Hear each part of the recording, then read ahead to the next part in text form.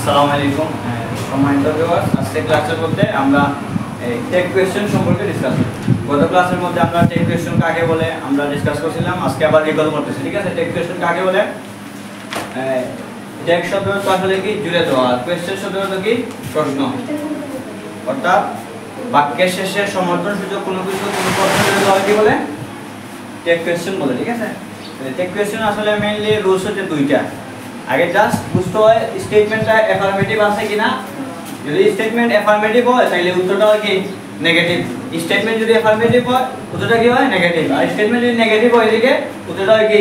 Affirmative. অর্থাৎ এদিকে হ্যাঁ বোঝাও তাহলে এদিকে না বোঝাও, এদিকে না বোঝাও তাহলে এদিকে কি? হ্যাঁ বোঝাও। এইসব বেসিক বিষয় নিয়ে আবার টেক ফর্ম সম্পর্কে কিভাবে মানে কিরকম থাকে, ইজ নট থাকলে ইজন্ট হয়, ইজন্ট কিভাবে হয়, আইএস এন দিয়ে অ্যাপোস্ট্রফি বানানটা মানে শর্টকাট থাকে। ঠিক আছে, এম নট তাহলে আরএন্ট হয়, ইজ নট তাহলে ইজন্ট, ওয়াজ নট তাহলে ওয়াজন্ট, শ্যাল নট তাহলে শান্ট, উইল নট তাহলে ওন্ট। এরকম আমরা গত ক্লাসের মধ্যে কি করছিলাম? ডিসকাস করছিলাম। আজকের ক্লাসের মধ্যে আমরা এক্সারসাইজ কিছু মানে एग्जांपल ইয়ে করব। ঠিক আছে, গত ক্লাসের মধ্যে কিছু রুলস লিখে দিয়েছিলাম। এভরিবডি, এনিবডি, সামবডি তাহলে সাবজেক্ট হিসেবে কি বসে? দে বসে। আনসার দিবা। ঠিক আছে, সাবজেক্ট হিসেবে কি বসে? আর এভরিবডি, এনিবডি, নোবডি তাহলে সাবজেক্ট হিসেবে দে বসে। আর এভরিওয়ান, এনিওয়ান, সামওয়ান, নান তাহলেও কি বসে? সাবজেক্ট হিসেবে দে বসে। আবার এভরিথিং, এনিথিং, সামথিং, নাথিং তাহলে সাবজেক্ট হিসেবে কি বসে? ইট বসে। Very good. এই আজকে আমরা এগুলো একটু মানে এক্সারসাইজ করব। ঠিক আছে, দেখো সবাই অ্যাটেনশন টু বোর্ড। বোর্ডের দিকে সবাই ফলো করো। তো এখন আমাদের ইউটিউব চ্যানেলে যারা নতুন তারা দ্রুত সাবস্ক্রাইব করে নাও, যাতে করে সবাই ক্লাসের ভিডিওগুলো আমরা পেতে পারি। ঠিক আছে, ওকে। তাহলে প্রথম एग्जांपल কি আছে এখানে দেখো, এলিজাবেথ ইজ এ ডেন্টিস্ট। এর মানে কি? এলিজাবেথ একটা মেয়ের নাম। এলিজাবেথ, রানী এলিজাবেথ নাম শুনছেন তোমরা? এই যে আমেরিকান রানী এলিজাবেথ, তাহলে এটা মেয়ে। আর ডেন্টিস্ট মানে কি? ডেন্টিস্ট মানে আমরা ডেন্টিস্ট অনেক সময় দাঁত যখন খেয়ে নষ্ট হয় বা দাঁতে ফুকা ধরে বা দাঁতের সমস্যা তখন আমরা ডাক্তারের কাছে যাই, দাঁতের ডাক্তারের কাছে। এই দাঁতের যে ডাক্তার থাকে এরা হয় ডেন্টিস্ট হয়। কি হয়? তাইলে এলিজাবেথ একজন ডেন্টিস্ট মানে দন্ত চিকিৎসক, মানে দাঁতের চিকিৎসক। ঠিক আছে, তাইলে এটা হাবুদক আছে না বুঝক আছে? হাবুদক আছে মানে ইজের সাথে নট লাগাই আছে কিন্তু না আছে, এটা হাবুদক আছে। এইদিকে কি হইব? ইজ নট হইব, ইজন্ট। আর এই যাবে যেহেতু মেয়ে, মেয়ে হইলে সাবজেক্ট যাবে হি বসে না সি বসে? সি বসে। Very good. এই নামটা কি হবে? Is not C. বুঝতে পারছি? তারপর দেখো এভরিবডি কেম হিয়ার। এভরিবডি একটু আগে বলছি, এভরিবডি, এনিবডি, সামবডি, নোবডি তাহলে সাবজেক্ট হিসেবে কি বসে? দে বসে। এখন দেখো আগে সেন্টেন্সের মধ্যে এখানে হেল্পিং ভার্ব দেওয়া আসলো, কি আসলো? ইজ আসলো। এখন এই সেন্টেন্সের মধ্যে হেল্পিং ভার্ব দেওয়া নাই। Everybody came here. ঠিক আছে না? কাম, কেম, কাম। এটা আমরা মূল ভাবে পাস্ট ফর্মের মধ্যে, মূল ভাবে কোন ফর্মের মধ্যে আছে? এটা আছে তোমার পাস্ট ইনডিফিনিট টেন্স। কোন টেন্স? যদি পাস্ট ইনডিফিনিট টেন্স থাকে তাইলে আমরা হেল্পিং ভার্ব হিসেবে ডু, ডাজ, ডিড থেকে যে কোনো একটা ব্যবহার করব। ঠিক আছে, এটা হেল্পিং ভার্ব বিহীন তাহলে এটা রুলস আমরা জানি কি? হেল্পিং ভার্ব বিহীন থাকলে আমরা টেন্স অনুযায়ী ডু, ডাজ, ডিড ব্যবহার করব। কালকে বলছিলাম না? তাইলে প্রেজেন্ট ফর্মে থাকলে প্রেজেন্ট টেন্স তাহলে ডু অথবা ডাজ, আর পাস্ট ফর্মে তাহলে পাস্ট টেন্স তাহলে কি হয়? ডিড হয়। তাহলে এটা কাম থেকে কেম আছে, এটা পাস্ট টেন্স আছে না? কেম, তাইলে আমরা ডিড ব্যবহার করব। কি ব্যবহার করব? তাহলে এই সেন্টেন্সটাও কিন্তু হাফ হলো। এভরিবডি কেম হিয়ার মানে কি? সবাই এখানে এসেছিল, সবাই এখানে এসেছিল। এটা অতীত মানে পাস্ট টেন্স। পাস্ট টেন্স যদি বুঝা তাহলে কি হইব? ডিড হইব।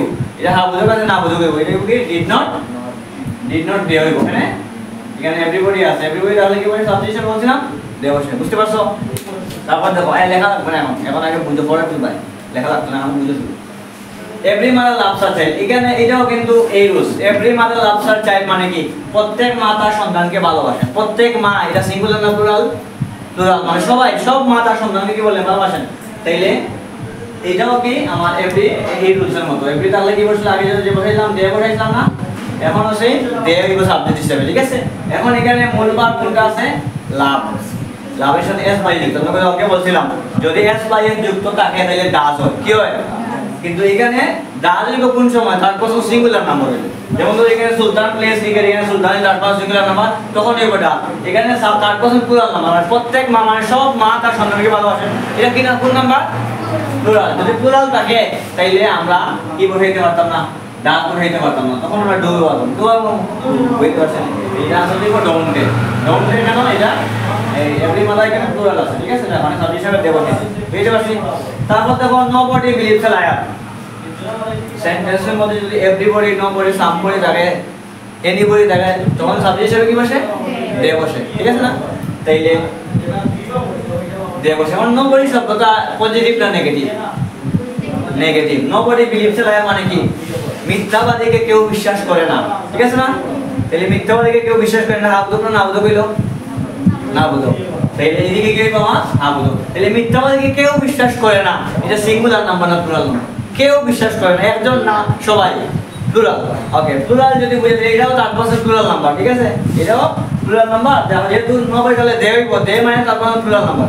তাইলে যদি প্লুরাল থাকে তাইলে আমরা যদিও এস বাই এস আছে কিন্তু বিলিভের সাথে মূল বাই এস বাই এস আছে না নি? তাহলে সিঙ্গুলার থাকলে কিন্তু ডাজ হইল না।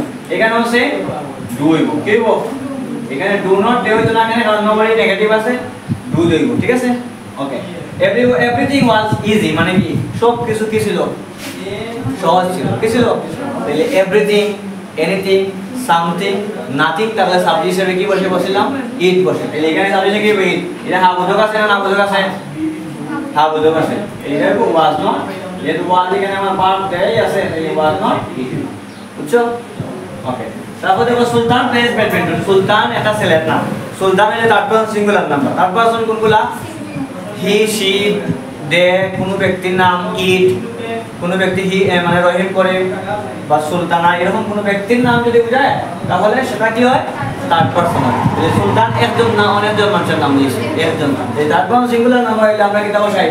এখন তো এটা এস বাই যুক্ত আছে না? এবং সুলতান একজন ব্যক্তির নাম, যার মানে কি দেবে এখানে? Does not.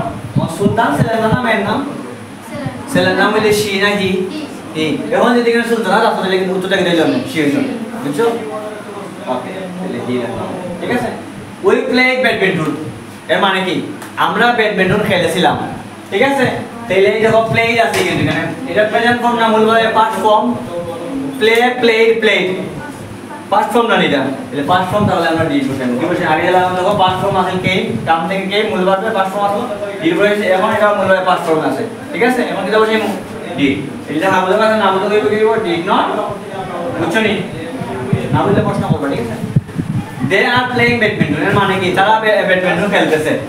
তাই এটা কোন টেন্স হইলো? প্রেজেন্ট কন্টিনিউয়াস আছে, subject plus am is plus মূলভাবে তাই প্লাস হবে, ঠিক আছে? এখানে আর দেওয়া আছে পার, এটা হা বুঝা আছে না বুঝা, এটা কিন্তু উত্তরটা কি দেব? আর নট দে, ঠিক আছে? পরে এই জিটা কিন্তু আর মন আপা যদি হেল্পিং ভার্ব দেওয়া থাকে তখন আর এরকম কিছু বাবার দরকার নাই। যদি মূল ভার্ব দেওয়া থাকে, ওরকম থাকে মূল ভার্ব দেওয়া থাকে, তখন আমরা ডু আর ডি থেকে ব্যবহার করতে হয়। আর হেল্পিং ভার্ব যদি এম ইজ আরগুলো দেওয়া থাকে স্পেসিফিক নির্দিষ্ট করে, তখন আর মানে যেটা আসলে দেওয়া দিতে হবে, ঠিক আছে?